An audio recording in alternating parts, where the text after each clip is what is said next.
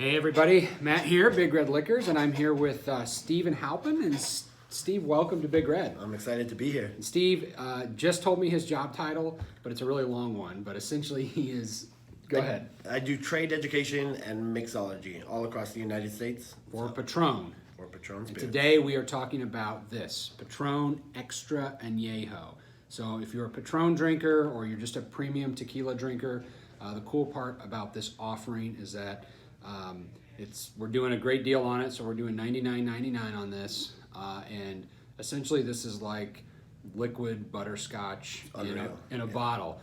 So if you are a premium tequila drinker, I think you'll appreciate the flavor profile of this. It's so rich, it's so round, it's so buttery, it's so delicious, so much toffee, caramel. But to my point, if you're a bourbon drinker, for sure, you will die for this stuff. It's one of the barrels that we use is used American whiskey barrels, and you can get a lot of those notes that come off of it. Yeah, so let's talk through a little bit in terms of just the nose and the flavor profile with the spirit neat, because I definitely get the butterscotch and the caramel. I get a little bit of cooked agave on the nose, so it's still there, like it's still fresh, but some vanilla as well. There's some citrus to it as well, some orange peel. So if you think of a repo aged between 3 months and a year, basically, you've got an extra añejo, this is 3+ years, correct? Yeah, minimum. It has to be an extra añejo. It needs to be at least 3 years old, and then to infinity, whatever else. An añejo is between 1 year and 3 years. So extra añejo is anything after that. And we really had Patron had silver, reposado, and añejo for the first 27 years. We worked on this for a long time before we found an extra añejo that we were super proud of. And this is phenomenal offering. A great spirit just to drink neat, or maybe add a little bit of ice to drink over on the rocks. But what I love the most about it, this versatile spirit is just so great to switch up and maybe take your favorite whiskey cocktail, and instead of using whiskey or bourbon or rye, to switch it out and try it with this extra añejo tequila. And so while we taste this, after that, while you're sipping on it and chatting about that, I would love to make you an old fashioned. I will drink an old fashioned. I don't think you'll argue very much. I love an old fashioned. I'm also a big Negroni drinker. Awesome. And just super, whatever is like the simplest cocktail that I can make in 2 minutes when I get home. For sure. That's the one for me. And that's kind of one of my favorite things to do is I love to take an old fashioned, like I would take a bottle of this and make the old fashioned once. I'll take the whole bottle, multiply out the recipe for it, you know what I mean? So there's essentially 25 ounces in there. I do 2 ounces to a cocktail, and so I would make 12 plus a little bit, 12 times it. So I do 12 dashes of bitters, you know what I mean? The peel of a whole orange, add it all in together. Then pour yourself a couple into a glass, and then everything goes back into the bottle. And then you've got your old-fashioned done for the rest of the time. You don't have to, every time you want a fresh one, pour it over ice, and it's easy peasy. Perfect. But for this time, I'm going to show you how to do a one-off. So I drop in one peel from an orange.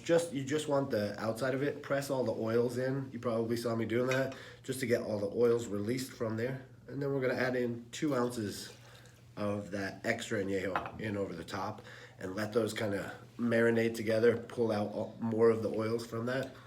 And I just tasted it here, and you definitely get, there's still kind of a citrus element to it, but it's balanced out by the wood notes. I mean, almost anything that you age for a long time in wood is going to begin to take on those properties. 100%. But the key to something like this, and I think especially to older tequilas, is finding that balance between the agave flavor, wanting something that's like really fresh, wanting something that's going to coat your palate. And what I always tell people, hopefully this doesn't get us, banned on YouTube, but I think that tequila is the absolute best spirit to drink with a cigar. Anybody that I see, always at whiskey bars, ordering whiskey, Big Rock, and Scotch, a cigar will absolutely dominate a glass of Johnny Walker. It will just destroy it. Overpower it. But when you have something like this, you have the oak, you have the vanilla, you have the butterscotch. It has that backbone to it. But what it does is it totally cleanses your palate out. It adds an extra flavor element to the tobacco, and that's one of the best things. And as we're coming into summertime, I think you've got to have a bottle of really good extra añejo or a premium tequila. Sitting outside on a patio. It's at perfect. night. Yeah, sipping on this. Or just leave this in the fridge or the freezer. Pull it out when you get home. Have a cigar knot. Pour that for yourself. Or make a cocktail.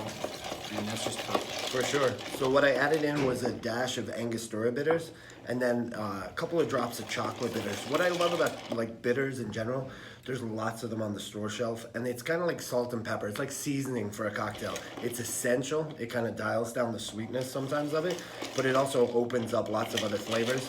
And so with that, you can kind of go to the store, look on the shelf. You'll see orange bitters, you'll see rhubarb bitters, all kinds of crazy stuff. And whatever flavor you think sounds best. For me, I love chocolate, and there's great chocolatey notes that come out from this. And so accenting those with using a bitters is the best way to go. And so we're gonna stir it up with some ice, and then we're gonna pour it over fresh ice. Or a big block is also great as well. And you're just gonna wanna pour that over the top using a strainer, whatever way you wanna do it. And then the last part that I really kind of press the importance of is one last zest. Just use a vegetable peeler to pull off a quick zest, and we're gonna pop that over the top. You saw the oils come off of it.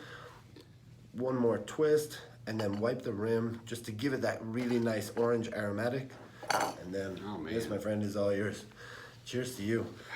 It smells great. I'm a huge fan. I've been a bartender all my life, and I love old fashions. I love the versatility of it, and I love tequila for the same reason. You know what I mean? It's so good. But this is a phenomenal cocktail, and I've made it with añejos before. This extra añejo is a very, very special example of this cocktail, and so I really hope you try it at home. It's a fantastic one. Yeah, and not that it really matters in this case, but like, if you did not tell somebody that they were drinking Patron 100%. Extra Anejo, It's the best. they would not raise their hand and guess that probably. Right. If they were Right. just served this at a bar saying, hey, this is our house cocktail, I want you to give it a try.